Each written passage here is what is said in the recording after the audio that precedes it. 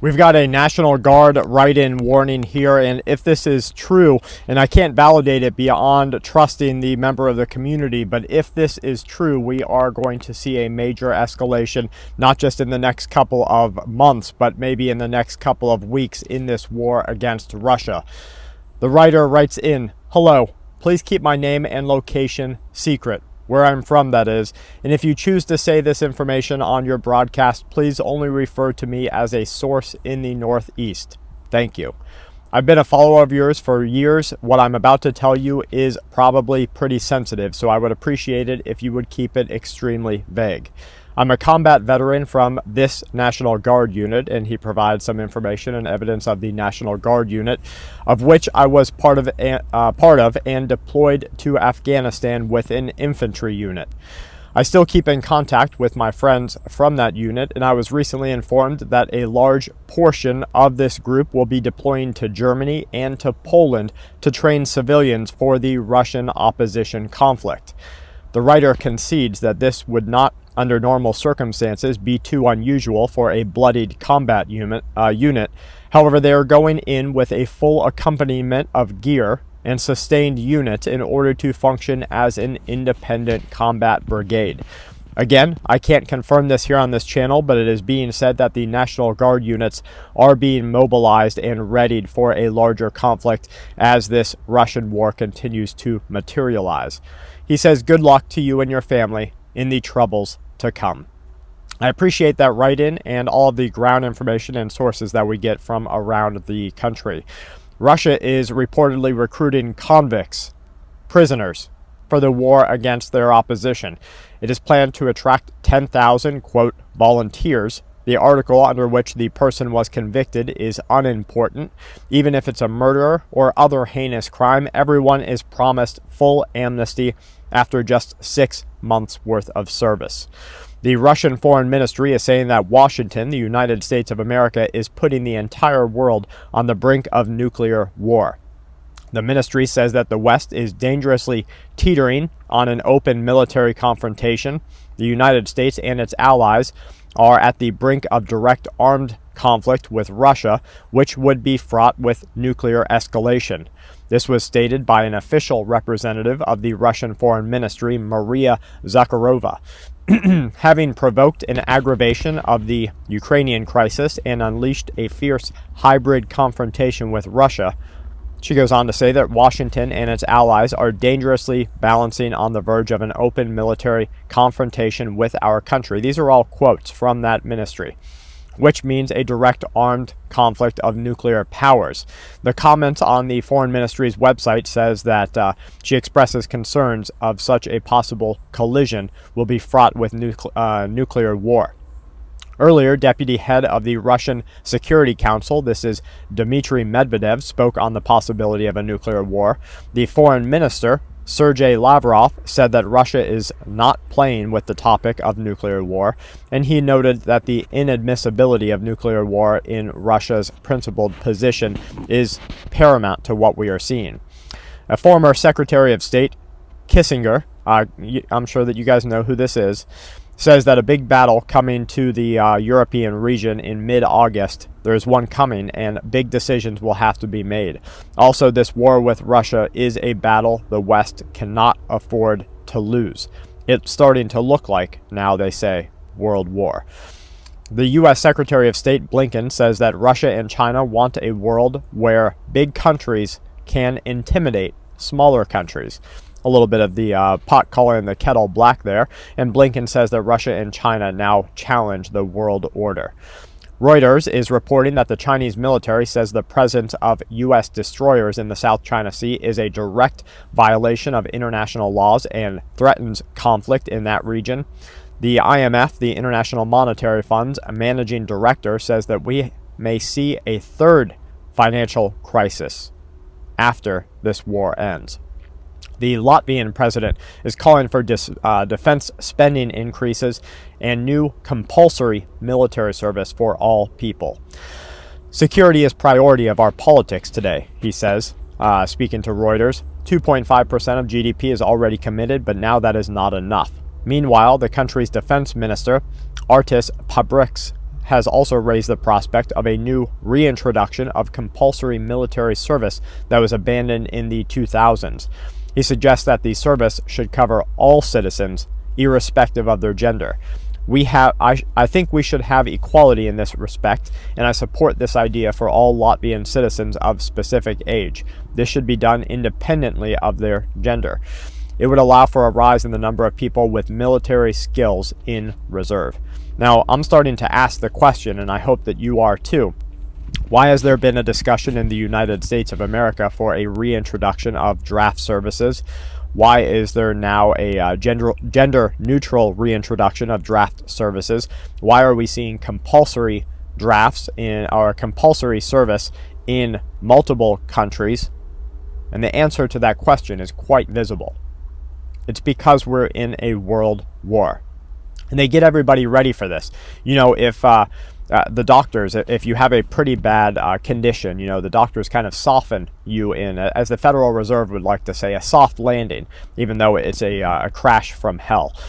The soft landing, they kind of get you understanding what is happening. They use certain terminology that, opens your mind and gets you ready to go through the stages of grief or acceptance or whatever. Has a hair loss solution finally been discovered? It's the 21st century, and we've got solutions for eye problems, whatever it might be. And that's what we're seeing happen here. They're getting humans ready to accept compulsory military service for a rich man's war. In the USA, in Canada, in the UK, in NATO allied European nations, in the Indo-Pacific like Australia, they already accepted in China. They already accept it in Russia. They already accept it in Belarus. They accept it in many countries of our world. Now, as soon as they can get the United States of America's citizens to accept it, then they can really send the missiles flying. A failure to enforce the planned oil price cap on Russian oil with an exemption for purchasing below the cap is going to result in oil prices that will be $140 plus per barrel. That warning is coming from a senior U.S. official still with the administration. Shalom, give all praise, honor, glory to Yahweh, Bashim Al-Shah, double honor to the apostle brothers of Great Millstone, and the elders of Great Millstone. Shalom to the hope for the elect. Shalom, let's go to Matthew, chapter 16, verse 1. I'll go to Matthew 16, verse 3. Alright, Matthew 16, verse 3. In the morning it will be fall weather today, for the sky is red, and Lord, or you hypocrite, you can discern the face of the sky, but not. But can you? Looks like a but can you not discern the signs of the time? Right? Can you discern the signs of the time? Verse 4. And that wicked and industrial generation that seeketh after the sign, there shall no sign be given unto it, but the sign of the prophet Jonah. And he left and to part. Right? He left and to part. Let's go to Luke 12.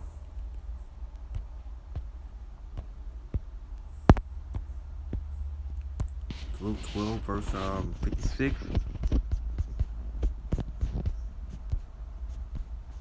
Luke 12, verse 56. And you hypocrite, you can discern the face of the sky, of the earth, but you do not discern this time, right? As we again, Luke 12, verse 56. You hypocrite, you can discern the face of the sky and of the earth, but how it is that you do not discern this time, right? Discern this time. Let's move on. Go back to Matthew. Let's go to Matthew 24.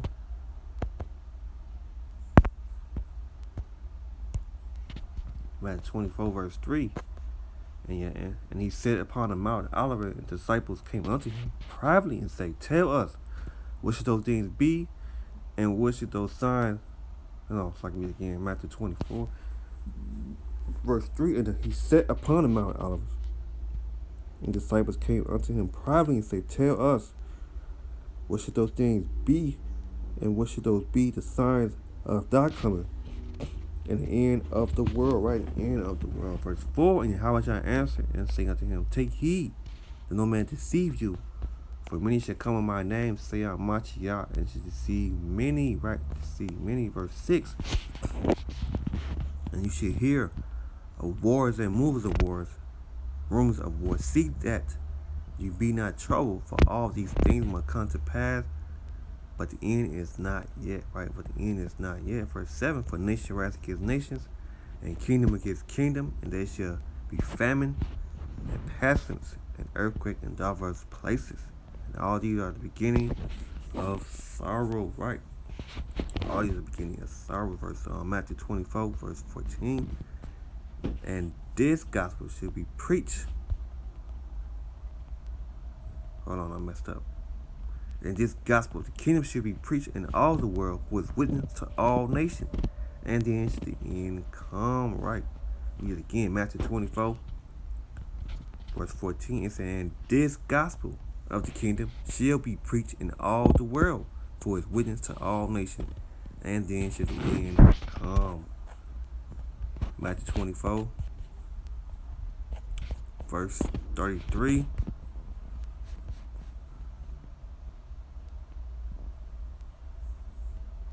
Now, verse 32.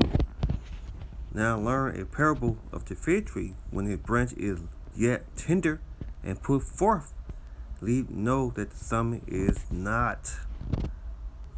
Hold on. No, yet know that the summer is not. Yeah, not. Verse 33. Let me read it again. Matthew 24, verse 32.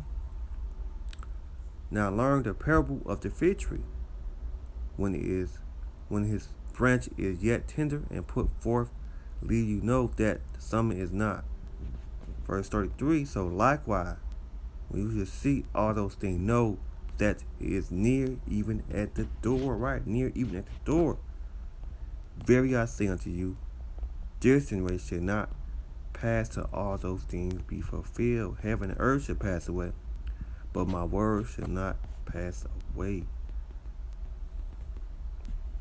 Verse 36, but a day and hour no man knows, no, not the angel of heaven, but my Father only. But as the day of Noah was, so shall also coming of the Son of Man be. For as the day that there was before the flood came, they was eating and drinking, marriage and giving marriage unto the day that Noah entered the ark. Verse 39, they know not until the flood came and took them all away. So shall also coming of the Son of Man be, right? Coming of the Son of Man be. And there should be two be in the field, and the other should be taken, and the other left. Two women should be grinded at the mill, the one should be taken, and the other left. Matthew 24, verse 42. Watch you therefore, and know not what hour your Lord does come. Right, watch. Matthew 24, verse 42. It said, watch therefore, you know not what hour your Lord does come. Verse 43. But know this, that if the good man of the house had known what watch the thief would come, he would have watched, would have not have suffered his house to be broken up.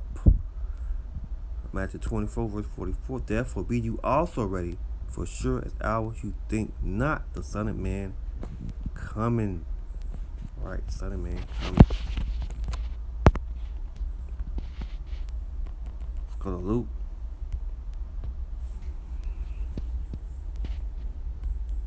Luke 21, verse 34.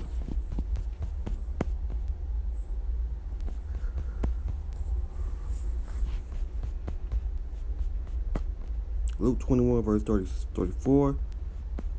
It said, take heed to yourself, let any time your heart be overcharged with suffering and drinking and caring of this life, and so the day shall come upon you underwear. Right? The day shall come upon you underwear. Come upon you underwear. That's what, let me see. Hold on. Underwear.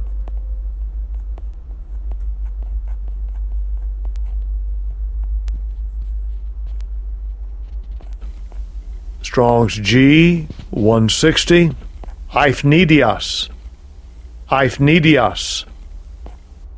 Sudden.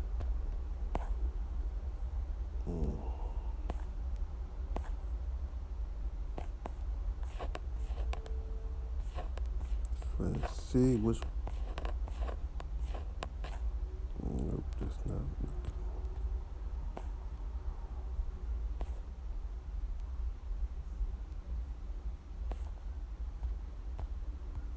Hold on for a minute. Let me see. This one.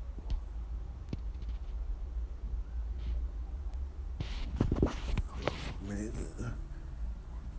Okay. What's that? Unexplainable, suddenly, unforeseen. Hold on, let me look at that word. Give me a minute.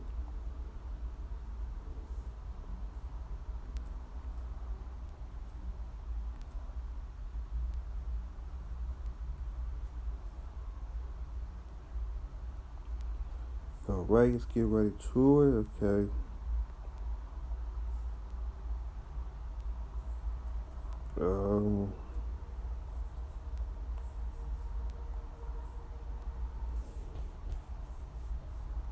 Okay, wait a second. Make sure I'm saying that right. Unexpected. Yeah, unexpected. Uninspected.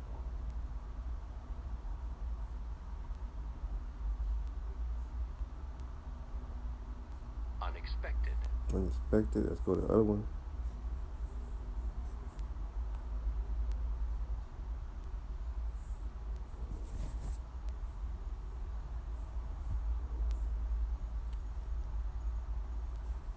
Unforeseen.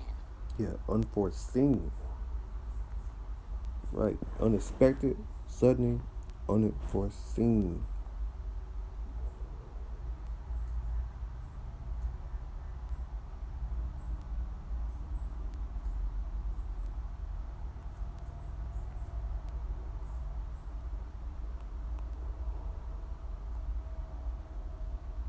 All right, let's go back in.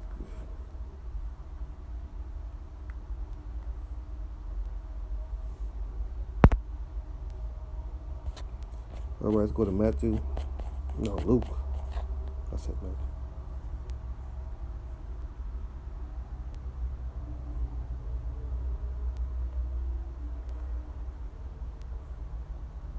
No, I want to play. Let's go back. Let's go to Luke 20.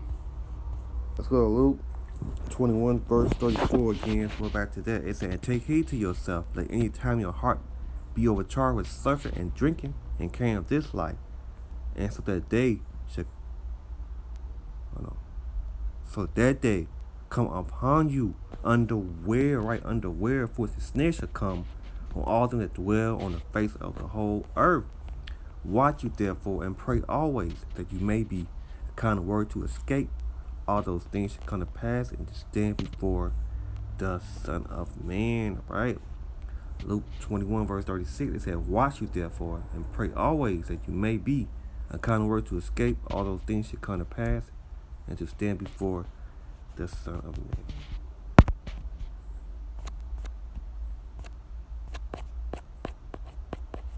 All right, let's go to Romans.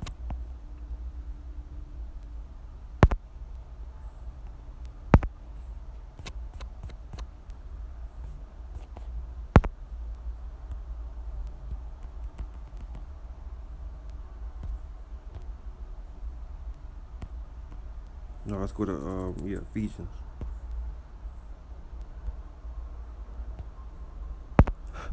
Ephesians 5.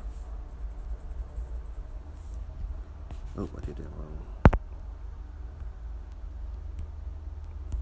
Ephesians 5, verse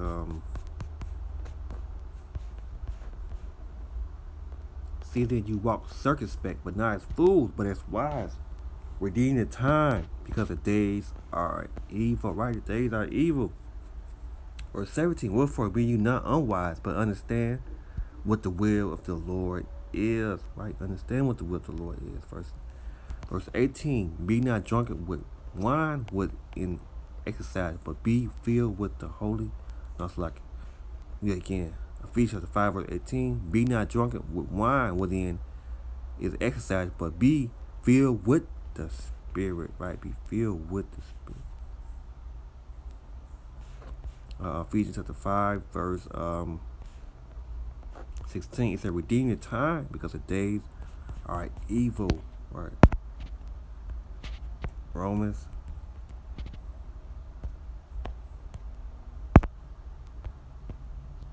13 verse 11. Romans 13 verse 11, and that known that the time, Romans 13 verse 11, and that known the time that now is high time to wake out of sleep, for near our salvation, near that we believe. The night is far spent, the day is at hand. Let us therefore cast the work of darkness, and let us put on the armor of light, right? Put us the armor of light. Verse 14, will put you on the Lord Yahushua anointed, and make not provision for the flesh to fulfill the lust thereof, right?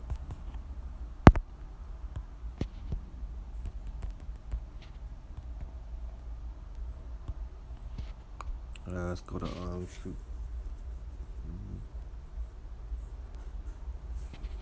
what else I can close out with?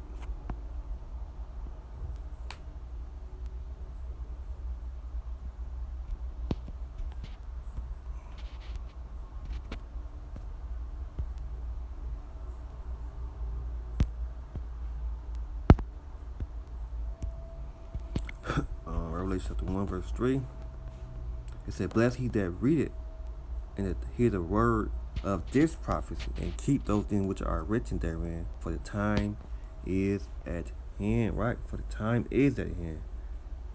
Revelation chapter 1 verse 3 again, it said, bless he that read it, and that hear the words.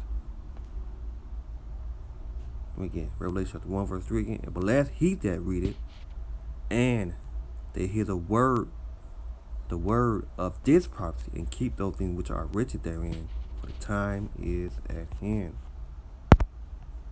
Right, for the time is at hand. So I'm going to close out right there. That's all I had on that one. So I'm going to give all praise, honor, and glory to Yahweh, by Shema Yahushua. Double honor to the apostles, brothers, and elders of great millstone. Shalom to the hope for the elect. Shalom.